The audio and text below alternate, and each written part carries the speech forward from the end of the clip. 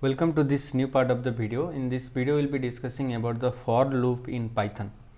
Okay, so before that, let us know what is a for loop first. So, what is a for loop? So, a for loop is used for iterating over a sequence. So, this is a simple concept of for loop. So, it is used for iterating over a sequence. So, that sequence can be anything, it can be a range or number, it can be a tuple, it can be a set, it can be a dictionary, anything. Okay. So, if there is a range or multiple items are there inside one variable, that is tuple or set or dictionary, and in that case we can use the for loop here. Okay. So, now this is like the for keyword in the programming languages, and it works more like a iterator method as found in other object oriented languages as well. So, it is similar to that, and with the for loop you can execute a set of statements once for each item in a list. So, I'll tell that what is that. So, for loop we can execute a set of statements or set of instructions for a range of a list of range of some value. So, first let us just write one for loop example, then we will continue. So, let me first declare one variable that is fruits, okay, and in the fruits I will declare some fruit names here, let us say apple, okay, and let us say your banana. Basically what I am declaring here, it is a tuple, okay. So, next is banana and your next is let us say cherry.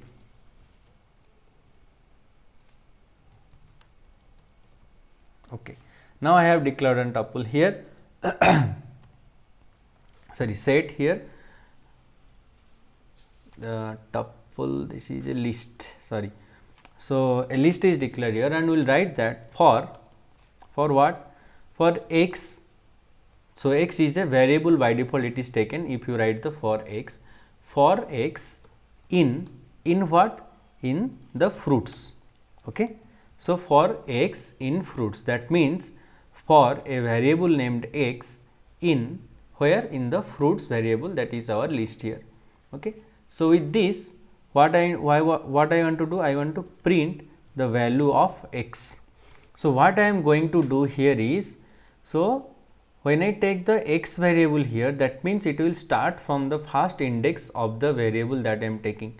So, here variable is fruits. So, the x will start searching from the first variable and it will complete the range or complete the list that I have given, and then the for loop will come out of its loop. Okay, now let us run this code and let us see what is the output we are getting here.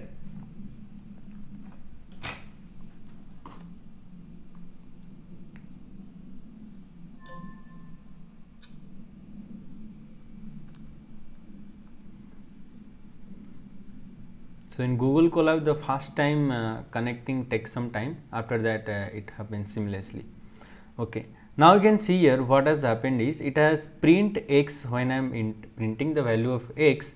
So, it is printing the individual entries or individual element of the list I have given. That means, for loop starts from the 0th element or the first element and it continues further, okay.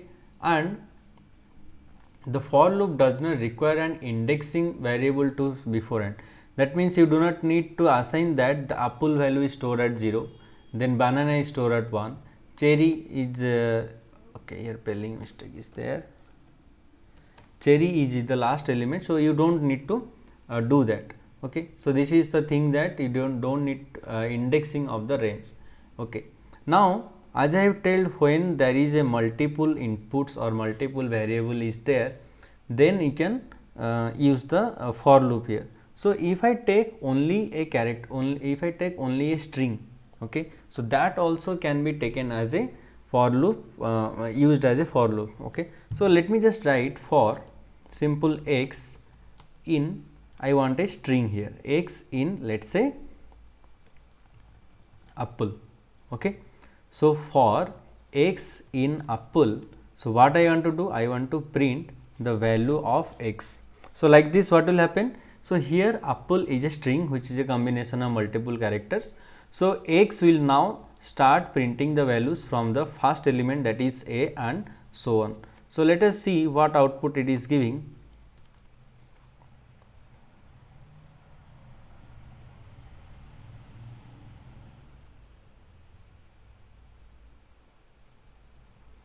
Error is there, print. Okay.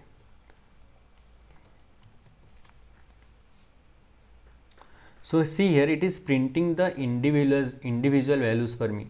Now let us see if I just declare a variable, and we'll do it in new code. So if I just declare a variable and then we try to do it, let us see it is taking that or not. So here, instead of writing apple, so I'll here just write let's say some name, like say fruit. Okay, and I'll declare the fruit as a string here. So I'll write fruit equals to banana. Okay, now let us print this. So see, it is printing the values inside the string individually. That means you can take a string for your looping purpose also. Okay, now in the while loop, in my previous video, you can see that while loop uses the break function to break the loop even if the condition is still satisfying. So in for loop also we can use the break condition, but what does that mean? That means, so this for loop continues unless and until there is the last element in the range. But if you use a break statement, then after one element we can stop it, okay, with a condition. So let us see how do you do that. So I'll just take this fruit variable here again. Okay, so I have taken the same variable again, and how do we search, how do we flow through the, or how to go through the iterations using this list. So I'll write for, I can take x, you can take y as well. Okay, for your example, let me just take y to clear the confusion that it is not only x. So for y, what y? For y in where? In the fruits. Okay, for y in fruits, I am going to do the for loop here. Okay, so after that what I will do, I will just print the y value. Okay, that's it, and then I will give a if condition here. So if y is equals to y is equals to the string, let's say banana. Okay, and after that what I will do, I will just break. So here if statement is there, so I have to give a colon, otherwise indentation error will come. Okay, now break. So now let us see what is the output coming here. So you can see it has printed the first element, that is apple, and then it checks if y equals to banana or not. So it is false. So it again, this if condition is not executed. So from here it goes back to the again here and prints the banana in the second iteration. But when it y value comes banana, then this condition is true now, if y equals to banana. So in that case what will happen? We have written one statement, that is break. So it will break the for loop and it will not go further. So previously we have seen that it is printing up to cherry, but in this case it is only printing up to the element which I have set the condition. Okay, now in this one we can have another interesting thing also. If I just replace the print y statement, okay, so if I just replace the print y statement where? Just after the if condition or the break condition. Now if I do, if I run the code, so let us see what is happening here. So it is printing all the values. So if condition, even if it is going, so but it is printing all the values. Okay, so that's why this print you should, the error is here actually. This print should not be used. Okay, now let us run it again. So see here what has happened. In the previous case, for this one, in the previous case it is printing apple and banana up to the second one, but in the second one, in the current this program, it is just printing the first value of the list, and when it checks the banana is correct, then the for loop is breaked. A for loop will not continue further. That's why apple, after printing the apple, then there is no scope to there is no scope to move the your for loop further away. Okay, so similarly in the for loop, how we have a break statement, we have a continue statement as well. Okay. So, in continue statement, so instead of just break, I will write continue, and then we will see what is the change is happening, and then we will explain why the change is happening. Okay. Now, instead of continue, spelling is mistake.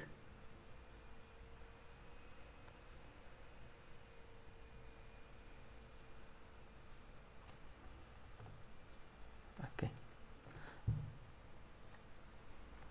So, you can see here what it is doing continue. So, it is printing apple in the first iteration, then it is checking if banana equals to banana. So, then it is doing the continue, that means this particular iteration, when the x value or the y value is equals to banana, it is skipping that value. In the previous case, it is going out of the loop in that condition, but here it is just skipping the value. I do not need this count or this particular fruit name to come out. So, that is how you can do it. Okay. Now, next very important use of for loop is in the range, how to use this. So, this and all are used, but practically and majorly is used the range function. Okay. The major is the range function. Okay. So, in range function what is there? So, I want that for x should or the for loop should continue for 6 times or 7 times like this. Then what we can do? So, we can give a range to the x instead of passing any list or tuple or any string. So, what we can do here, we will write just for, then again we will take x, because x we are taking as the iterative variable, in. So, this is the common, for x in is common. Previously we have written our list and a string here, but here it will be different. So, here in what I am going to include, I am going to include range in bracket, I will write 6 here. Okay. And after this, sorry, indentation is there. So, after this I will just print the value of x, and we will see that what is happening there. Again print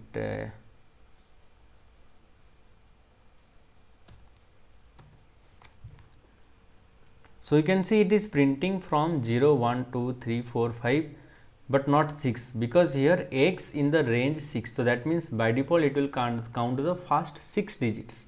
Okay. So, that is why it starts from 0, and that is why it is 0, 1, 2, 3, 4, 5, not 6, your range 6. Okay. So, now range is range can be taken in a specific format also. Here what is happening, you are just giving one value, or you are just writing print text, that is it, and range as well. But there are different things also. Instead of just writing 1 6 or one element here, we can pass 2 arguments. So, what will happen there is, instead of starting from 0, so instead of starting from 0, it will continue.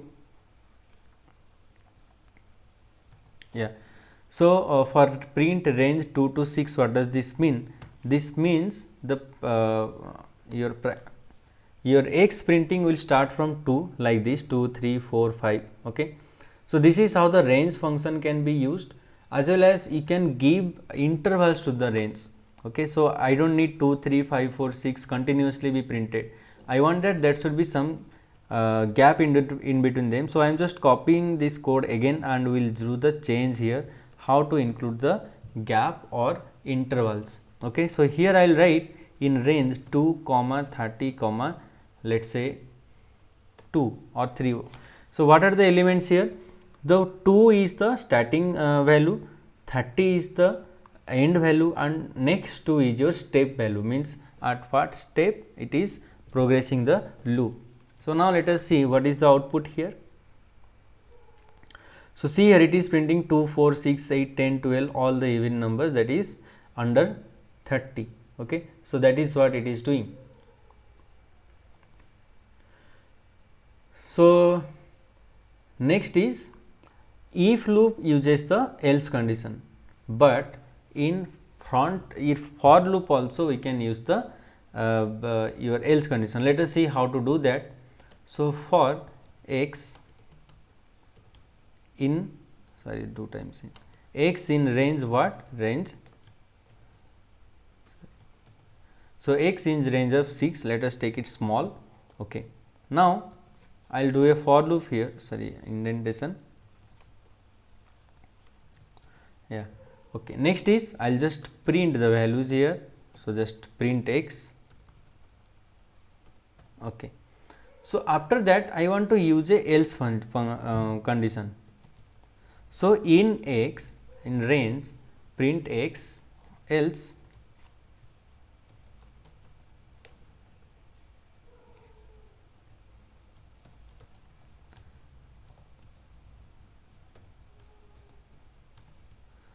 print what?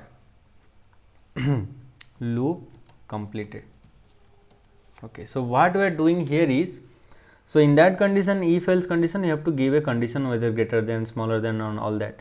But here the else condition is taking that whether any new value is existing or not. If the for loop tries to come out of this, then this else function will be used here.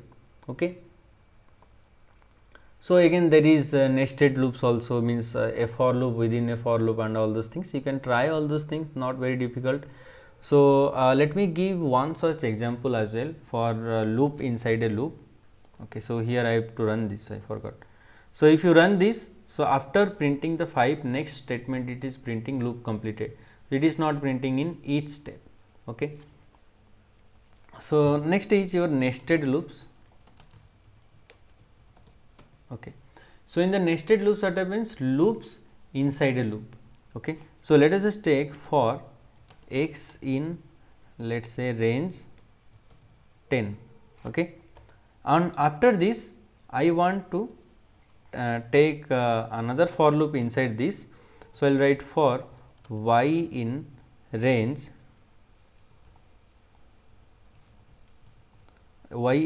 let's say 50. Okay. So now here we have two for loops in one screen, right? So here what we can write? So here in the for loop you can write your final statements as well. So here I will write print x, and we will see also if I write outside that, then what will happen? We will print it here y. Okay. So now if I run this, so see here it is printing in range 10, means first x will check in range 10, and then x will check in 1 2 3 4 5 6 up to 59, then again x will check in range. So like this it will go on. Okay. Okay, fine. So here it is printing, you see from the starting 1. So what it is doing, from first it has printed 0, where it has printed 0 in the print x, and while in printing x, then it is continuing this loop for the 50 times. So that's why 0 is printed for 50 times here. Okay. So with this we will end the video here, and we will continue with the video. In the next video I will be discussing some other concept. So thank you. If you have any doubt, please comment in the section, I will clear the doubts.